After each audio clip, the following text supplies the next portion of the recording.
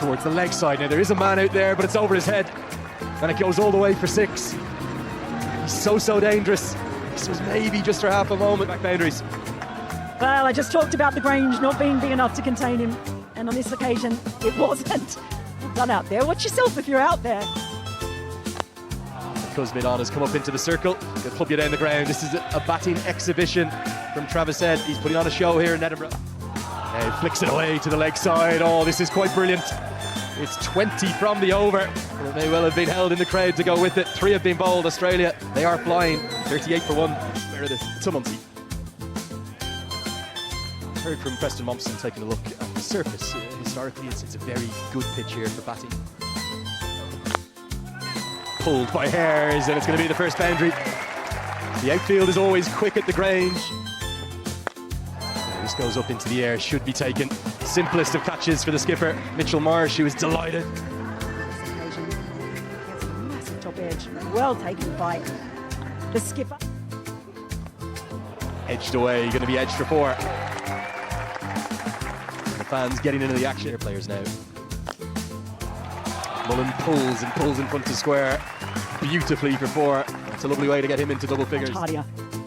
The biggest cheer of the day greets the first maximum. Oh, what a strike that is from George Munsey. Munsey goes bang and gets a good piece of it. Plugs into the advertising hoardings.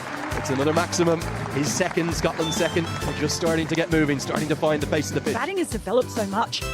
Just the way he picks it up, the quick hands. His wrists are so strong, he's all around the ground. Oh, back to back. This one's even bigger. He's at his belligerent best here, George Munsey. Pace. That is huge. He'll love doing that today, I can tell. Tries to get enough of it, won't go all the way, but will be 3 consecutive boundaries as Meredith is taken to task in his second over. 5 have been bowled, Scotland on the charge. 47 for 1 in this game. Right now, Munsey is loving pace on the ball. The Scottish crowd are enjoying every second of this. The 50s come up in grand style in the power play. Taken a brilliant catch, and Australia strike back with the wicket that they needed. Munsey falls to a leaping English, and it's a big breakthrough for Sean Abbott. Ball. Did it again. Munsey went for it. But only the faint edge. On this occasion, Josh Inglis, a very fine catch. He's going to get off the mark in some fashion. It's always quick, the outfield, and Meredith won't be able to cut it off. That is McMullen at his best. Lovely shot down the ground. Oh, inside out this time. But there is a fielder underneath. Australia. Helen doesn't quite get all of this. It is an area of strength for him. Third wicket. Well, he's got every piece of that, Berrington. He's probably their best player of spin, and that guy, well, congratulations, sir. You are in on the action. He gets a prize. Not for Richie Berrington. It's a little bit too full on this occasion. Down the ground. He hasn't got all of it. Tim David is coming underneath it, but he hasn't touched it. Difficult running back. But let me tell you, the Grange is a very difficult place to field. It's very uneven in parts. Maybe that just did him there, but in the end was absolutely no. Again, that one in the air, but couldn't get there in time. Again, he has moved across his stumps a couple of times, Matt Cross. This time, he does get hold of it. Himself into position to put that one away, helped around the corner. Got hold of that one. 4 more for Berrington. And this time, it's gone straight up in the air. It's going to be taken comfortably. Flighted a bit more this time from Zampa. Juices Berrington into the stroke, and Bartlett makes no mistake. Steadies himself, doesn't take his eye off the ball. Full delivery. It's dug out beautifully. It's going to be 4. Berrington already departed.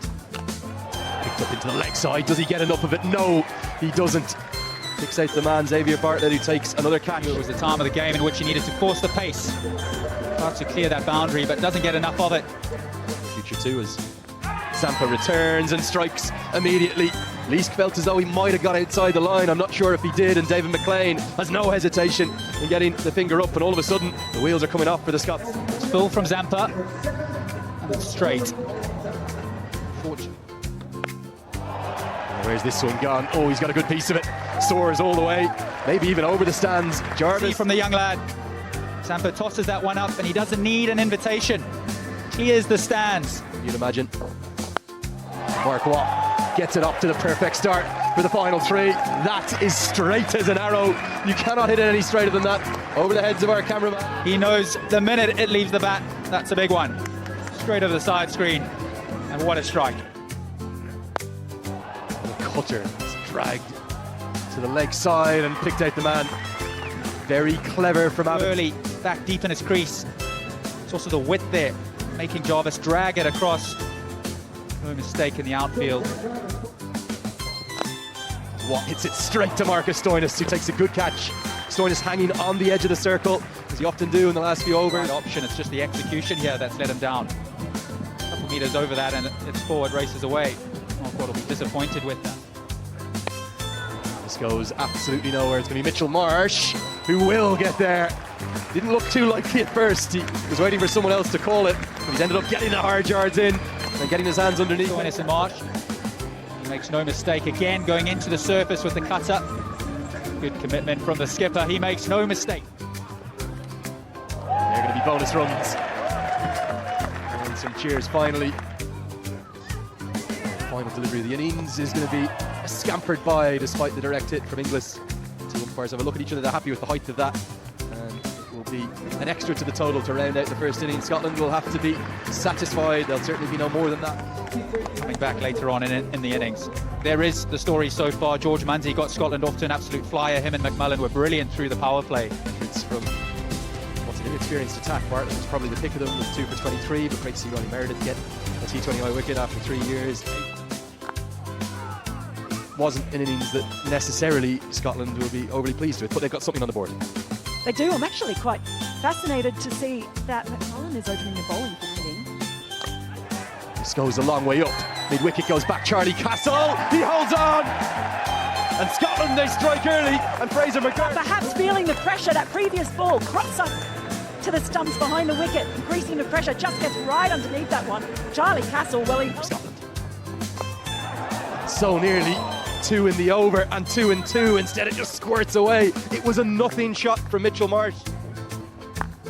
Last thing you want to do is give Travis Head width, though, because he'll pounce on that.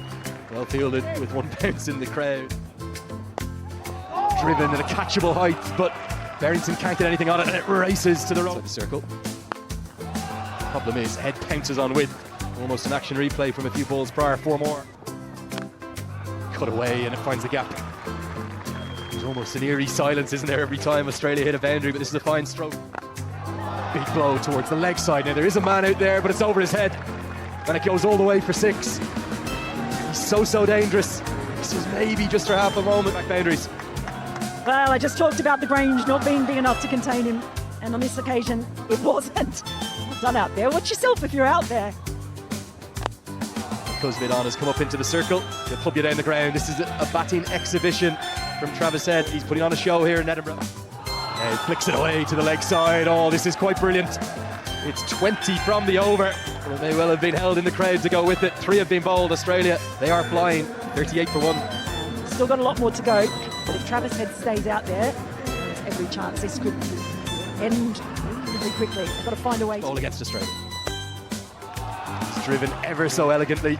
Not too much wrong with the delivery, but the perfect cover drive. Pulled and pulled powerfully. We're seeing something quite brilliant here from Travis Head. Monstrous. Smoked all the way. Going to be 6 more. And Head is flying towards 50. The Corone is going to put down in the crowd. He's on one. He's on one. You just look at the different parts of the grounds he's targeted.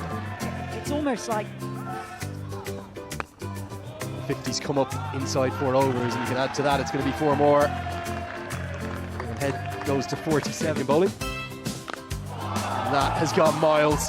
Look out in the tennis courts, it might just have soared into them. Back of the lane. Well, chastening moment. First up for Jarvis. He's not even breaking out.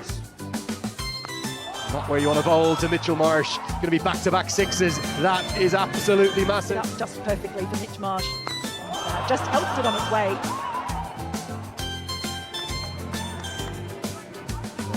is an absolute barn.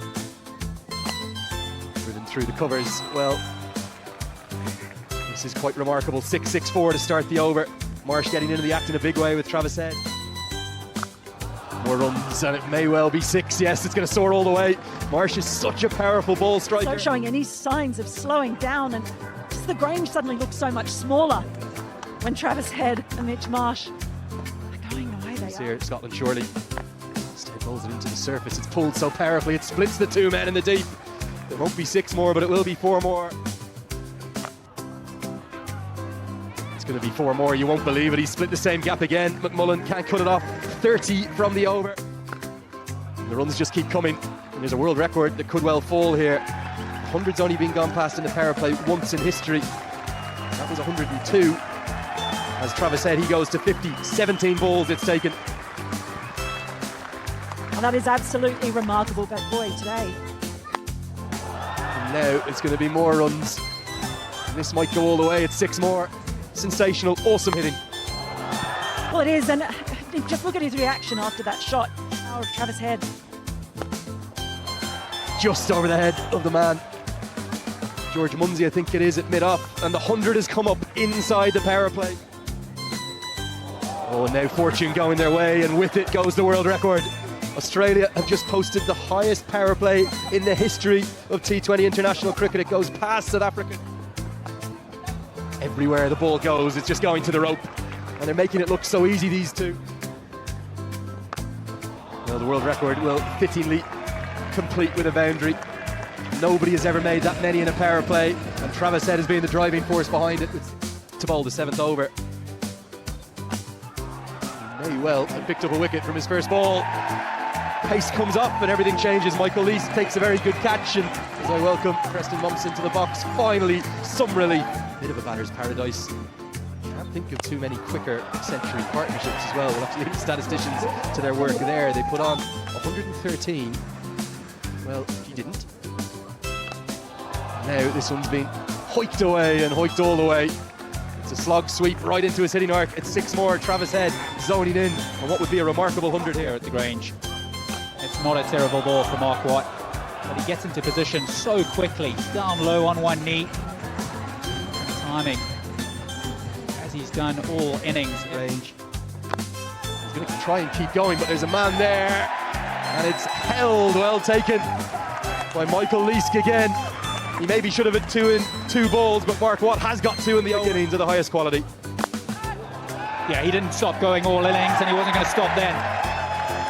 Michael Leask makes no mistake with the boundary, but what a fantastic innings. What a... Cuts away. It's going to be cut away for 4. Gets it intentionally up and over the head of backward point. Good batting from Inglis. Big pull shot now. There is a man out there, but it's gone miles over his head. This one's out of the ground as well. He was in the game, but no, it was a long way over him. It's not enough pace at that length. In the course of it. Bigger picture. Jack Jarvis back into the attack, and he's clipped away for 4 more. Inglis making use of that bit of fortune, that life that he had. Driven really pleasingly. We've seen some very conventional cricket strokes amidst the chaos. And that is going to be that. Australia, they have soared to victory in the most impressive of fashions. A terrific Travis Head masterclass, one of the best innings you will ever see. 8 boundaries in those 12, and fittingly it was ended with a maximum from Marcus Stoinis, who's showing not too many ill effects from that blow to the hand. The capacity crowd that came in, they've been treated well to an absolute extravaganza win for Scotland over Australia. They'll have to wait for another day. But as you rightly say, there's 2 more chances for them. There's the batting card. Head the star of the show, but Mark